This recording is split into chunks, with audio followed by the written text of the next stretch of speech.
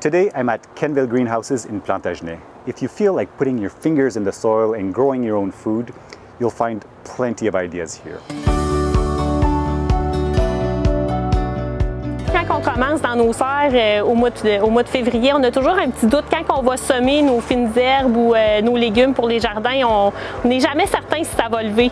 Donc après une couple de jours, quand on voit que ça fonctionne, on est vraiment émerveillé. Fait que c'est vraiment, comme je le dis souvent, c'est comme un petit miracle là, qui s'opère à chaque année.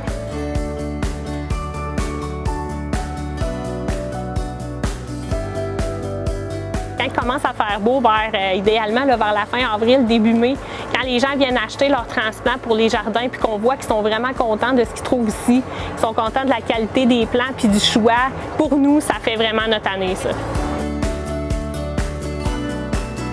On commence en février, on sème tout ce qui est culture longue, là, tomates, piments, céleri pour que ça soit prêt pour que les gens puissent les mettre dans leur jardin à la mi-mai ou à la mi-juin. Ensuite, on prépare aussi là, nos paniers suspendus de fleurs. I have mint and also rosemary. These two are not seeded, so they are propagated by cuttings.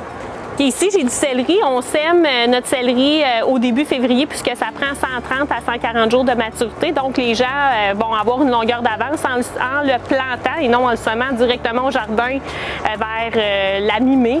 Ils vont pouvoir manger leur première branche de céleri 3-4 semaines plus tard.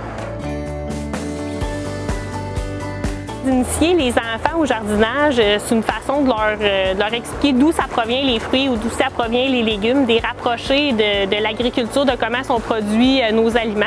Le fait de cultiver ses propres fruits et ses propres légumes, ça peut nous faire développer nos compétences culinaires, je dirais. On ne voudra pas les gaspiller, on va avoir tellement mis d'efforts dans le jardin ou de temps qu'on va trouver des solutions pour les fruits et les légumes qu'on va avoir en surplus, puis même pour, je dirais, pour la deuxième qualité. On va trouver des nouvelles recettes pour faire par exemple de la sauce tomate ou les congeler ou faire du canage, trouver des solutions alternatives pour, en fait, ça va nous faire manger plus de fruits et plus de légumes.